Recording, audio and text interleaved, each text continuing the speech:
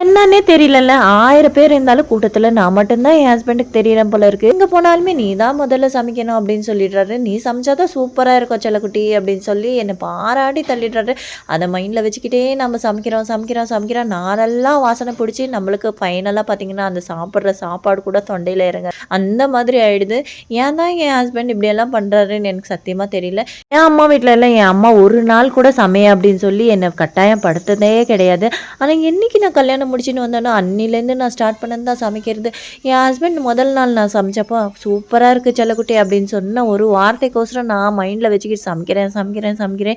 இன்னமும் சமைக்கிறேன். என் பசங்க கூட பெரியவங்க ஆயிட்டாங்க. அப்பதான் எனக்கு அர்த்தம் தெரியுது, ஏன் எங்க அம்மா என்ன சமைக்கவே சொல்லல அப்படின்னு சொல்லி. கல்யாணம் முடிஞ்ச உடனே, "நீ தாண்டி சமைக்கணும் அந்த வீட்டுக்கு" அப்படின்னு சொல்லி அவங்களுக்கு ஆல்ரெடி தெரிஞ்சிருக்கு போல இருக்கு என்னுடைய ஃபியூச்சர். எல்லா பெண் பிள்ளைங்களுக்கும் இப்படிதானா ஃபியூச்சர் என்ன எனக்கு தெரியல. ஆனா தலையெழுத்து மட்டும் நல்லா எழுதியிருக்கிற கடவுளே அப்படின்னு சொல்லி நானும் கடவுளை வேண்டுறேன். ஒரு நாள் கூட அந்த கடவுள் என் முன்னாடி வந்து நின்னதே கிடையாது. ஏன் தான் என் தலையெழுத்து இப்படி இருக்கா அப்படின்னு எனக்கு நானே கொஸ்டின் கேட்டுக்குவேன். ஹஸ்பண்ட் காலையில வந்தோடனே என்னம்மா பிரேக்ஃபாஸ்ட் அப்படின்னு சொல்லும்போது முதல் வார்த்தையா இந்த விஐபி படத்துல வருமே ஒரு பாட்டு, அம்மா அம்மா அம்மான்ற அந்த பாட்டு மட்டும் என் மைண்டுக்கு வந்துட்டு கண்ணில் தண்ணியே வந்துடும் எனக்கு. இப்போதான் தெரியுது எங்க அம்மாவுக்கு நான் எவ்வளோ பெரிய துரோகம் பண்ணியிருக்கேன் அப்படின்னு சொல்லி கடவுள் முன்னாடி உட்காந்து தான் நம்ம புலம்ப வேண்டியதா இருக்கு நம்மளுடைய வாழ்க்கை.